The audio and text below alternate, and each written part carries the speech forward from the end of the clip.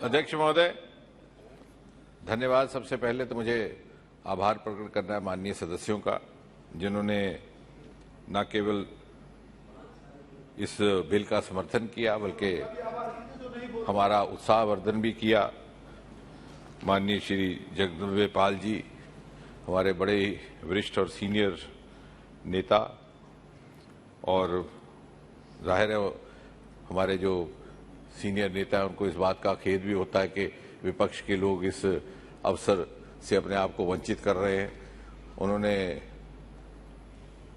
उल्लेख किया कि 2018 में भी इसी प्रकार का विश्वास प्रस्ताव लेकर आए थे, और जब वो ये बात कह रहे थे तो मुझे लगा कि शायद वो अभी बाहर जाकर के 2028 के लिए प्रस्ताव की तैयारी कर रहे हैं विश्वास की।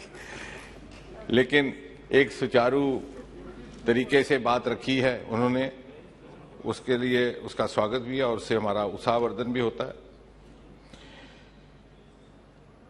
टी रंगैया जी ने बात रखी इक्विटेबल फंडिंग की, और ये भी इस बात का भी अनुमोदन किया कि ये लगभग लैंग्वेज न्यूट्रल रहेगा। माननीय सदस्य इस बात की दाद देंगे कि इस सरकार ने प्रधानमंत्री जी के नेतृत्व में विज्ञान के विषयों को दूसरी भाषाओं में, भारतीय भाषाओं में भी उसका शिक्षण प्रशिक्षण हो सके, इसकी व्यवस्था की है। हमारे कुछ एक मेडिकल कॉलेजेस और इंजीनियरिंग कॉलेज में पहले से ही हिंदी में करिकुलम प्रारंभ हो चुके हैं, मध्य प्रदेश इत्यादि में, और इस दिशा में हम बढ़ रहे हैं कि आगे चल करके हमारी जो 8th शेड्यूल की भाषाएं हैं उसमें भी हम, so that we are able to provide democratization and language neutral curriculum to all the youth and students. Shri मालूक नागर साहब ने गन्ने की बात करके वो चले गए, लेकिन ये जो नेशनल रिसर्च फाउंडेशन है, इसमें यदि कोई गन्ने को लेकर के आएगा प्रपोजल तो उसको भी उतना ही कंसिडर, उस पर विचार किया जाएगा जैसे किसी और विषय का। यकीनन आज आगे जाकर के जेनेटिक इंजीनियरिंग से और ऑर्गेनिक खेती को लेकर के बहुत सारा काम हो रहा है, और आप तो उसके माहिर हैं। सरदार सिमरनजीत सिंह मान साहब ने जिक्र किया रेलवे इंजीनियरिंग यूनिवर्सिटी का, उस पर मैं बहुत ज़्यादा इस समय बात नहीं करूंगा क्योंकि इस मंत्रालय से उसका सीधा सीधा संबंध नहीं है। और जयंत सिन्हा जी ने अपने अनुभव से और जिस प्रकार का उनका अध्ययन रहा है, इस बिल के मूल भाव को समझ करके अपने विचार रखे। मुझे लगता है कि यदि इस प्रकार का सहयोग रहेगा तो हमने जिस तरह की कल्पना की है उस ढंग से इस बिल को लागू करने में सफल रहेंगे। बहुत लंबी बात ना करते हुए मैं इसको कुल मिलाकर के इस चर्चा को समेटते हुए ये कहूंगा कि आज पिछले 8-9 वर्षों में भारत जिस स्तर पर पहुंचा है वो केवल मैं नहीं कह रहा, या हमारे बैठे हुए साथी नहीं कह रहे, या हम इसलिए नहीं कह रहे कि हम सत्ताधारी पार्टी के साथ संबंध रखते हैं या किसी पार्टी विशेष से। ये आज भौगोलिक मापदंड है जिन्होंने भारत को मान्यता दी है। ग्लोबल इनोवेशन इंडेक्स हमने नहीं बनाया, आपने नहीं बनाया, विश्व में इसकी मान्यता है। हम 81वें नंबर पर थे 2014 से पहले।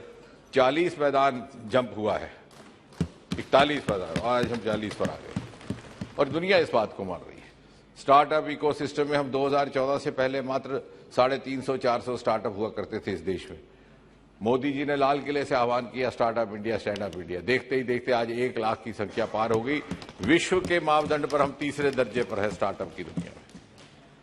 हमारे बायोटेक के स्टार्टअप मात्र 50 हुआ करते थे, आज बढ़कर के 6000 हो गए। हमारी वैक्सीन की सक्सेस स्टोरी, वो देश जिसको देख करके सारा विश्व कतराता था कि 130-140 की जनसंख्या का ये देश, अगर यहां पर कोविड फैल गया तो इन्हें अपना रख रखाव तो करना नहीं आता, ये हमें भी ले डूबेंगे। उस देश ने न केवल अपने आप को संभाला, लेकिन ये मोदी जी की कुशल नेतृत्व का परिणाम था कि दूसरे देशों को भी वैक्सीन उपहार के रूप में दिया।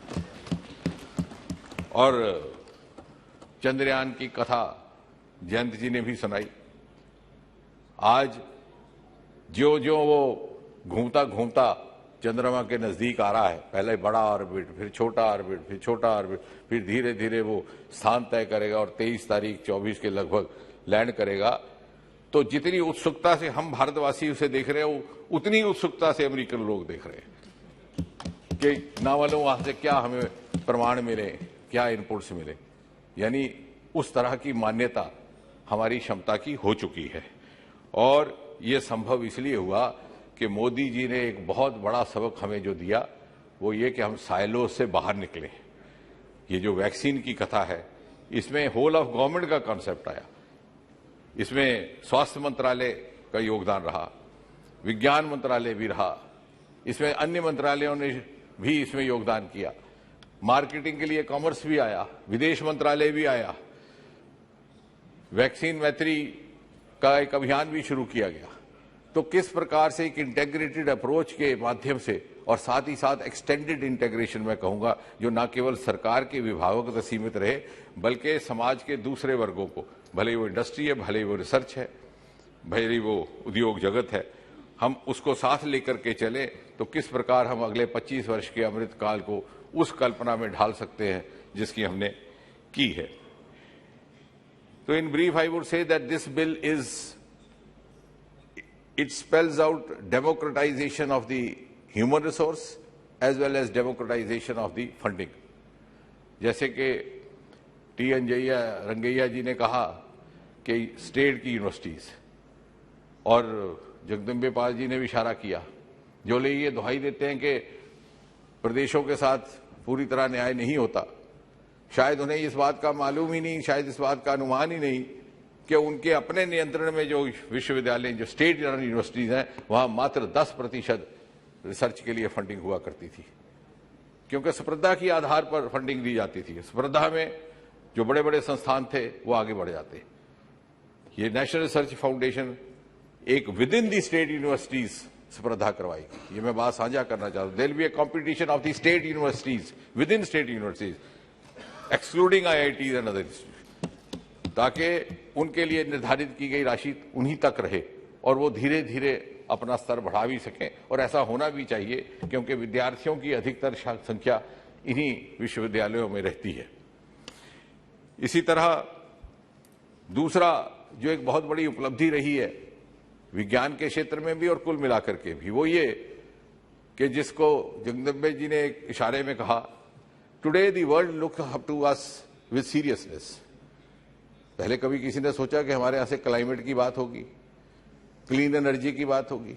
वो तो समझते थे कि ठीक है, ये सांप सपेरों की बात कर लेते हैं, ये क्लाइमेट चेंज हुई तो इनके दिमाग से ऊपर से उड़ जाता है। आज प्रधानमंत्री मोदी जी ने कॉप की मीटिंग में साहस करके ये बात कही कि सन 2070 तक we will be net zero. यानी we have taken lead in the global issues which earlier were believed to be the exclusive domain of some of the so-called developed countries. आज हम भी उसी स्तर पर, आज हम उनको लीड दे रहे हैं और वो हमें देख रहे हैं। और इसलिए आने वाले समय में इसमें कोई संदेह नहीं कि जितनी भी प्रगति होगी, जितना विकास होगा और अर्थव्यवस्था में जितनी वृद्धि होगी, that will be entirely technology driven. ये इतनी तीव्र गति से इस समय ये टेक्नोलॉजी का दौर चल रहा है कि आप रात को जो सोच करके सोते हैं कि सुबह ये होगा, वो रात तक हो गया होता है। भी उस दिन हमने सोचा कि चंद्रयान सुबह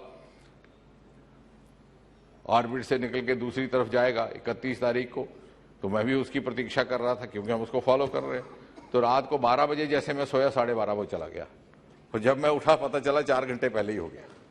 इतनी तेज गति से। So not only the technology is constantly moving forward, the pace is also increasing। और आने वाले समय में आर्टिफिशियल इंटेलिजेंस, और आगे चल के चुनौती रहेगी the optimum synergy between artificial intelligence and human intelligence, किस प्रकार से उसका। और इसलिए यदि भारत ने जो कल्पना की है, जिसका जिक्र मोदी जी अक्सर करते हैं कि सन 2047 का भारत, शताब्दी भारत, जब आजाद हिंदुस्तान अपनी 100वीं सालगिरह मनाएगा, उस शिखर पर पहुंचने के लिए और अपनी मान्यता कायम करने के लिए हमें भौगोलिक मापदंडों पर पूरा उतरना होगा। Our parameters have to be global, our challenges have to be global, our strategies have to be global, and our competitiveness has to be global.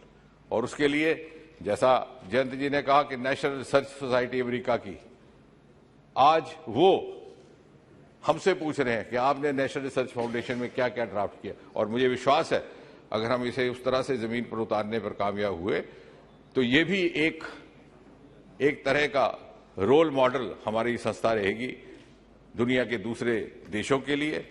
और इसलिए बहुत बात ना करते हुए मैं केवल इतना कहूंगा कि this is going to be an arrangement which will enable democratic pooling of scientific resources. जैसे मैंने कहा, प्रतिभा की कोई कमी नहीं थी, लेकिन उनके पास अपनी प्रतिभा इन्वेस्ट करने के मौके नहीं थे। हमने इसमें यह भी प्रावधान किया कि जो हमारे एनआरआईज बाहर चले गए हैं युवा, उनको भी वापस आया जा सके, क्योंकि उनको अब अवसर नहीं था मिलता इसलिए जाते थे। इसमें उसमें भी उसकी भी ध्यान, और साथ ही साथ डेमोक्रेटाइजेशन ऑफ द फंडिंग। हमारे पास ऐसे युवा प्रतिभाएं हैं, we have young brains who are ready to put in their talent, and we also have industry which is ready to invest, but we were constraining ourselves because of self-made barriers.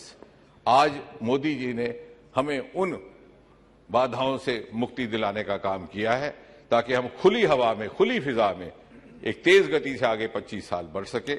ये national research foundation का bill केवल science नवाचार तक ही सीमित नहीं रहेगा, आने वाले समय में भारत की अर्थव्यवस्था के निर्माण में एक बहुत बड़ी भूमिका निभाएगा। इसलिए मुझे लगता है कि हर भारतवासी को गर्व के साथ इस बिल का अनुमोदन करना चाहिए। बहुत बहुत धन्यवाद। Shri Ritesh Pandey ji, you want to make a brief intervention, kindly make it very brief. Very brief sir.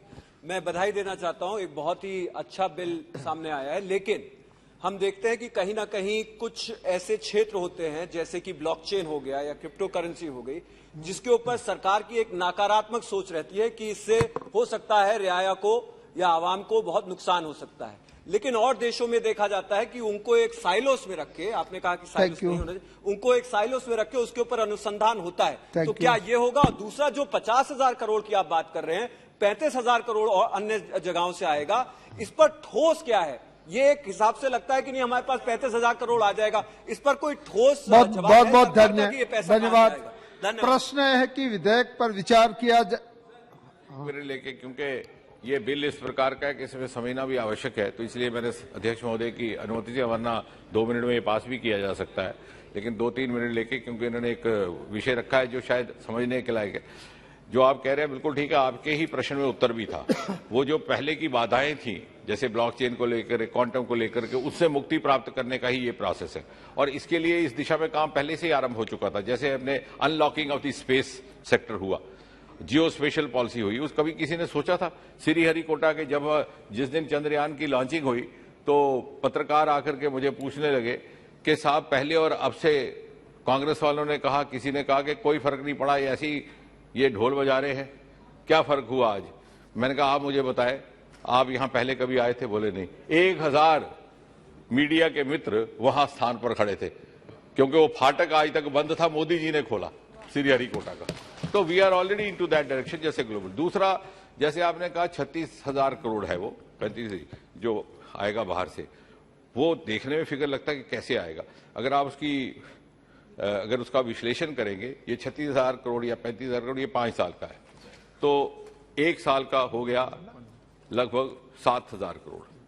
अब 7,000 करोड़ में से हमारे पास इनोवेशन फंडिंग हुआ करती है, मैं इसको बड़ी बारीकी से बताऊंगा, और ये बड़ा फिजिबल है, और उससे ज्यादा आएगा। उससे क्या होगा कि सिर्फ 7,000 करोड़ हमें रेज करना है, और रेज करना मुश्किल नहीं है, क्योंकि पिछले ही वर्ष मिनिस्ट्री ऑफ कॉमर्स के तहत वो जो होता है CSR, उसमें R&D भी शामिल कर लिया गया। यदि कोई 10% भी R&D में देता है तो 2-3 हजार तो वही दे देगा, और अगर उसको ये रहे संकोच के साथ मैं 2-3 हजार दूंगा तो वो 2-3 हजार करोड़ दूंगा और वापस नहीं आएगा, तो मैं उसको कहूंगा कि मैं इनोवेशन फंड से मैं भी 2-3 हजार देता हूं, तो इक्वल PPP मॉडल कर लेंगे।